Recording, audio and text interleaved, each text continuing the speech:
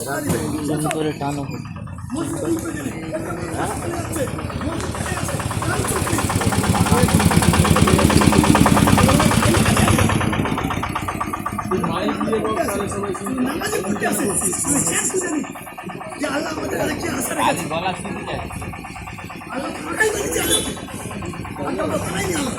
ওই আমরা শুনতে পাইনি, তুই মাইক দিয়ে বল, মসজিদে দাঁড়িয়ে মাইক দিয়ে বল, আমরা শুনতে পাইনি। তুই একা কি মুখে দাঁড়িয়ে আছে, সে দেখা যাচ্ছে মাথায় টুপি পড়ে আছে, মাথায় টুপি পড়ে বড় বড় দাড়ি নিয়ে মসজিদের সামনে ইমামকে কাটবে বলে দাঁড়িয়ে আছে দাওয়ালি নিয়ে। ওই গাদ্দার, ওই বেজম্মা, ওই হারামজাদা, তুমি ভুলে যাচ্ছ যে ইসলামের নেতা হলো ইমাম, ইসলামের নেতা হলো আলেমে দ্বীন। তুমি আলেমে দ্বীনকে আজকের হত্যা করব বলছো, আর এক হারামজাদার ঘটনা বলপান করতে দেবে না। ফোরাত নদীর তীর ধরে সেই মুসলমানের দলেরা দাঁড়িয়ে আছে। এপারে হযরতে হুসাইন রাদিয়াল্লাহু তাআলা আনহু তার গোত্রদেরকে নিয়ে এক তাঁবুতে আশ্রয় নিয়েছে। দেখা যায় অনেক লম্বা ইতিহাস, সংক্ষেপে বলি, যখন যুদ্ধ লেগে গেল, যুদ্ধ হচ্ছে, এপারে সংখ্যা খুবই সীমিত, 70-72 জন, আর এপারে হাজার হাজার জন। এমন ভাবে যুদ্ধ চালু হয়ে গেল। যুদ্ধ চলাকালীন দেখা গেল যে মেন লিডার ভিলেন হয় কি হয় না, ভিলেন সে এখন মাঠে লাভেনি, তার ছেলেদেরকে মাঠে লেবিয়ে দিয়ে পারে ফাইট চলতে। ভিলেন কি বললাম মুসলমান, ভিলেন কি বললাম মুখে লম্বা দাড়ি, ভিলেন কি বললাম মাথায় পাগড়ি। ভিলেন দেখলো পারে নামাজের সময় হয়ে গেছে, ও ভিলেন মুসলমান তো এমন বাবা, সে কি মহান কাজ করতে এসেছে, নামাজ কাজা করা চলবে না। ওই ফোরাত নদীর তীরে দাঁড়িয়ে এসে ওযু করে ওখান থেকে জোহরের নামাজ আদায় করেছে ওই ভিলেন। যেই ভিলেন ওখানে নামাজ আদায় করেছে, সেই ভিলেন আবার আমার আপনার সারা গোটা বিশ্বের নবীর তাজেদারে মদিনা মুহাম্মদ আরবি সাল্লাল্লাহু আলাইহি ওয়াসাল্লামের প্রাণ প্রিয় নাতি হযরতে হুসাইন রাদিয়াল্লাহু তাআলা আনহুর মাথা মুবারক শহীদ করেছিল। কি বলছি আমি? নামাজ পড়নে वाला ব্যক্তি, তুমি কাকে বিশ্বাস করবে, কার দেখে তুমি তোমার আখিরাতকে বরবাদ করবে? সে তো নামাজ পড়তো, আর এ তো একটা দাড়ি চাচা মাল, হুমায়ুন কবির, তার খবর কি? সে তো পাক্কা টাটকা মুনাফিক। প্রমাণ সব আছে, বিনা প্রমাণে কথা হয় না, প্রমাণ সব আছে। মুসলমানদের নিয়ে সে খেলা করতে চাচ্ছে। প্রথম মুসলমানদেরকে একত্র করলো, জোট করলো, জোট করে সে একটা বিরাট প্ল্যান করলো। হঠাৎ যদি আমি দলে চলে আসি, আমি জিততে পারবো কি ঠিক নাই, তো কি করা যাবে? সর্বপ্রথমে মুসলমানের কাছে আমার জনপ্রিয় হতে হবে। জনপ্রিয় হতে গেলে কি করা লাগবে? মুসলমানদের যেটা চাহিদা আছে সেটা মিটাতে হবে। বাবরি মসজিদ মোদি ভেঙে দিয়েছে, মোদি সে তার দখলে নিতে চাচ্ছে। আমি কি করব? বাবরি মসজিদ তৈরি করব। মুসলমানরা আবেগে পড়ে গিয়েছে, এই তো আমাদের নেতা চলে এসেছে, যে কিনা যে বাবরি মসজিদ আজকের আমাদের থেকে কেড়ে নিতে চাচ্ছে। সে আরেক সরকার কিংবা আরেক ব্যক্তি এসে সেই বাবরি মসজিদ আমাদেরকে উপহার দিতে চাচ্ছে। এই বলে সে একটা চাল চাললো। দেখা গেল কোটি কোটি টাকা সে মানুষের থেকে লুটপাট করে নিল। তারপরে সে তার আসল কাজ, আসল কথাটা বলতে আরম্ভ করলো, আমি জনগণের সেবা করতে চাই, আমি প্রার্থী হতে চাই, আমি বিধায়ক হতে চাই, আমি নেতা মন্ত্রী হতে চাই। ডাইরেক্ট বললে, নেতা বললে তার কেউ চিনতো না, জানতো না। ওই বাবরির সূত্রে, বাবরি মসজিদের সূত্রে তার পরিচিত হয়েছে কি হয় না? এখানে একজন বলেন দেন যে তার একজন বলেন দেন যে বাবরি মসজিদের আগে তাকে কেউ চিনতেন? আমি চিনতাম না। আমরা সবাই কি চিনতাম? খুব কম ব্যক্তি চিনতাম। তার আগে কেউ আমরা চিনতাম না। এই পরিচিত হাসিল করার জন্য ওই বাবরি চক্রান্ত চাললো। চক্রান্ত চলে মানুষের কাছে জনপ্রিয় হয়ে গেল। জনপ্রিয় হয়ে যাবার পরে সমস্ত টাকা লুটে নিল। এবার সে দাঁড়ালো, আমি বিধায়ক হব, আমি একটা দল করব। দল করার পরে নামকরণ করলো। নামকরণ করার পরে সে এই শর্ত লাগালো। কি শর্ত? মুসলমানরা যদি বা আমার ভোটে জেতায় তবে বাবরি মসজিদ হবে। শুনেছেন কি শুনেননি এই কথা? শুনেছেন কি শুনেননি? যদি মুসলিমরা আমার জেতায় তবে বাবরি মসজিদ হবে। তার আগে কিন্তু মাল লুটে নিয়েছে। সে যা লুটেছে মুসলমানদের তার 14 পিড়িত বসে খাবে। এত লোটা লুটে নিয়েছে। শর্ত লেগে দে, যদি বা জেতাই তাহলে আমি বাবরি মসজিদ করব। মানে আমাদের গুঁড়ো নেবে, ভাঁড়টাও নিয়ে বাড়ি চলে যাবে।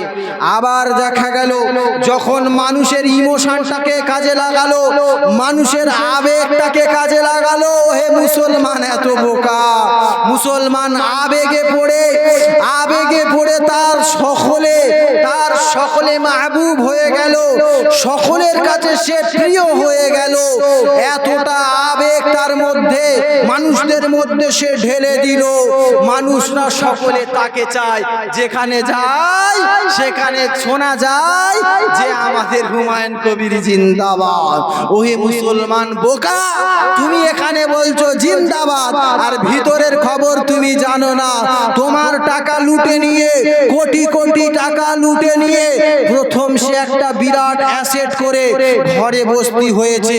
আবার দ্বিতীয় একটা কথা, তুমি ওখানে লাগাচ্ছ জিন্দাবাদ, আর সে গোপনে গোপনে বিজেপি দালালদের সাথে হাত মিলিয়ে বলছে মুসলমান বড্ড বোকা। শুনেছেন কি শোনেন? সোশ্যাল মিডিয়া খোলেন, আই ক্যান চ্যালেঞ্জ, প্রত্যেকটা কথা আমার প্রমাণ পেয়ে যাবেন। কোনো বানাবাট কথা। সে বলছে এরকম মুসলমান বড্ড বোকা, মুসলমানদের বোকা বানানো সহজ। আমি মুসলমানদের বোকা বানিয়ে আসছি বহুদিন ধরে। আমি মুসলমানদের ইমোশনটাকে কাজে লাগিয়েছি। ওই যে একজন প্রশ্ন করছে ইন্টারভিউয়ে, আপনি বাবরি নামটা কেন দিলেন? অন্য কোনো মসজিদ করতে পারতেন। তখন সে বলছে যদি বা আজকের বাবরি নামটা না দিতাম মানুষের আবেগটা এত হতো না। আজকে যদি বাবরি নামটা না দিতাম মানুষ এত অর্থ টাকা ব্যয় করতো না। আজকের বাবরি নামটা দিয়েছি বলে এত টাকা মানুষ দান করেছে। এত আবেগ, এত উদ্বেগ নিয়ে মানুষ মাঠে নেমেছে। এই কারণে আমি বাবরি নাম দিয়েছি। সে বলছে কার কাছে? বিজেপির দালালদের কাছে বলছে আমি বাবরি নামটা দিয়েছি মুসলমানদের ইমোশনটা নিয়ে খেলার জন্য। এই বলে সে শুধু ক্ষান্ত নয়, বরঞ্চ আরো বলেছে আমার যা পরিস্থিতি, গোটা মুসলমান, পশ্চিমবঙ্গের মুসলমান একটাও ভোট আর বাইরে যাবে না, সব আমার কাছে আসবে, সব আমার কাছে আসবে। বিজেপি সুযোগ পেয়ে গেল। মুসলমান সমস্ত ভোট যদি বা এর কাছে চলে যায় তাহলে এ পশ্চিমবঙ্গে ক্ষমতায় এসে যাবে। আর এই পশ্চিমবঙ্গটাই শুধু বাকি আছে বিজেপি, আর কোথায় বাকি আছে? নাই। ওই জন্য বিজেপিও চাল চাললো। বলো তোমার কত লাগবে? ওই সময় ওই হুমায়ুন কবির যাকে তুমি জিন্দাবাদ দিচ্ছ, যাকে তুমি নারে তাকবীর দিচ্ছ, আরো তোমরা সোশ্যাল মিডিয়া খোলো না, এইরকম জলসার স্টেজে আর বক্তা আনতো, বক্তাদের নিচেই বসিয়ে রাখতো। আর ওই হুমায়ুন কবির বড় আল্লামা সাহেব সে চেয়ারে বসে ওয়াজ করত। তার সম্মান কোথায় তুলে দিয়েছিল? কারা? এই মুসলমানেরা। এই মুসলমানেরা আলেমদেরকে নিচেই বসিয়ে তাকে মাথায় তুলে নাচিয়েছে। সে জানে না মুসলমানদের ঘাড়ে বসিয়ে বন্দুক চালাবে, অমনি চালিয়ে দিয়েছে। বিজেপির দালালদের সাথে সে প্ল্যান করলো, তোমরা চিন্তা করো না, সমস্ত মুসলমান ভোট আমার কাছে। বলো ক টাকা দেবে আর ভোটগুলো নেবে? বলো। বুঝতে পারেন না? প্রমাণ শুনেছেন না শুনেননি? হ্যাঁ,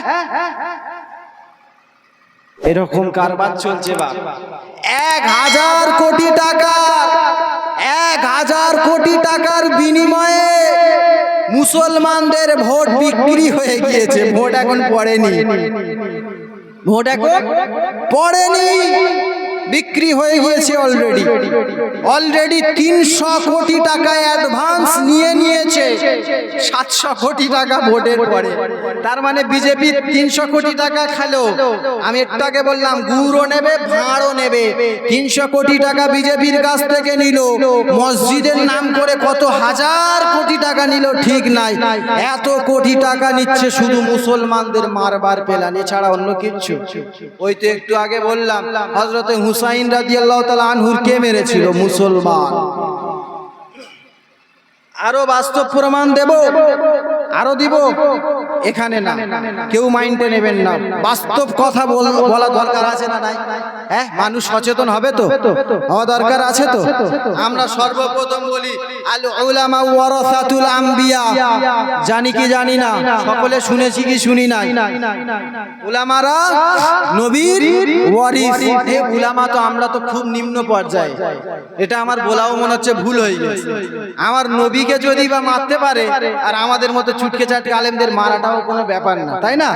হ্যাঁ, কোলাঘাট আপনি চিনবেন কি? আপনারা তো চিনবেন কোলাঘাট, তারও সব প্রমাণ আছে। কোলাঘাট ওখানে একটা মসজিদ আছে, এক গাদ্দার, তার যদি বা কোনো বড় দুনিয়ার গালি যদি দেওয়া যায় তবুও আমার মনে হয় কম হয়ে যাবে। ওই গাদ্দার, ও এমন একটা হারামখোর, এমন একটা শয়তান, তার আজকের নজির পাওয়া যাচ্ছে এখানে। এর মধ্যে প্রমাণ লুকিয়ে আছে। এমন একটা শয়তান, এমন একটা গাদ্দার, সে এমন নোংরা আচরণ করে সোশ্যাল মিডিয়ার মধ্যে ভাইরাল করে দিয়েছে। আজকের দেখা যায় তার হাতে একটা দা রয়েছে, দাওয়ালি রয়েছে। ওই দাওয়ালিটা নিয়ে মসজিদের সামনে ঘোরাফেরা করছে, আর ওই মসজিদের ইমাম বেচারা মসজিদের ভিতরে চাবি লাগিয়ে বসে আছে। ওই মুসলমান, আজকের কোথায় সেই জাহিলিয়াতের যুগে মনে হয় আমরা ফিরে এসেছি, সেই জাহিলিয়াতের যুগে মনে হয় আমরা ফিরে এসেছি। আজকের মুসলমানদের কেমন ভাবে বেইজ্জতি করা হচ্ছে, আজকের আলেমদেরকে কেমন ভাবে বেইজ্জতি করা হচ্ছে।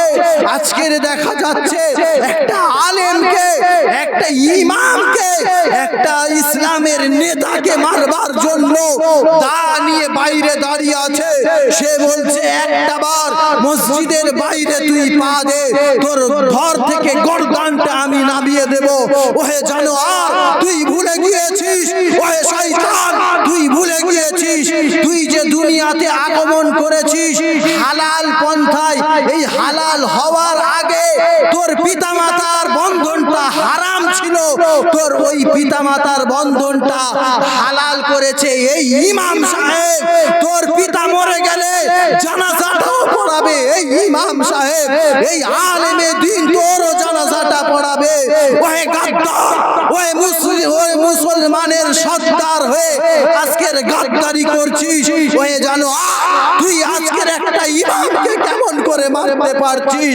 আজকের আমি বলে যাই, ওই এলাকার কোন বান্দাদের কি এই চেতনা জাগলো না যে একটা আলেমে দ্বীনের উপরে এতটা জুলুম হচ্ছে?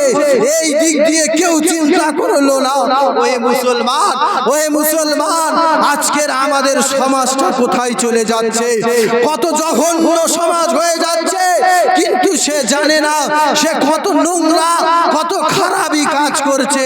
আমি তো একটা কথা বলবো তার সম্পর্কে হয়তো যদিও জানি না, কিন্তু আমি এতটুকু বুঝবো বা এতটা আমার বিশ্বাস আছে, আমরা সকলে আমরা জানি আমার নবীর কথা মিথ্যা হতে পারে, আমার নবীর কথা মিথ্যা হতে পারে না। আমার নবী পাক বলছে, যে আলেমের উপরে অত্যাচার করে, যে আলেমকে গালিগালাজ করে, যে আলেমদের উপরে জুলুম করে, মনে করবে রক্তে রক্তের সমস্যা আছে। তাহলে এর দ্বারাই এটাও প্রমাণ পাওয়া যায়, এর দ্বারাই এটা প্রমাণ পাওয়া যায় যে ওই ব্যক্তিটারও রক্তের সমস্যা আছে, ওই ব্যক্তিটার জন্মের সমস্যা আছে, ওই ব্যক্তিটা বেজন্মা হবে, ওই ব্যক্তিটা নিশ্চয়ই হারামজাদা হবে। নচেত আজকের মুসলমান হয়ে একটি ইমামের উপরে এত অত্যাচার করতে পারতো না, এত জুলুম করতে পারতো না। আমি পূর্বেও বললাম হযরতে হুসাইন রাদিয়াল্লাহু তাআলা আনহুর যিনি কতল করেছে, যিনি তানার খুন করেছে, সেও মুসলমান ছিল।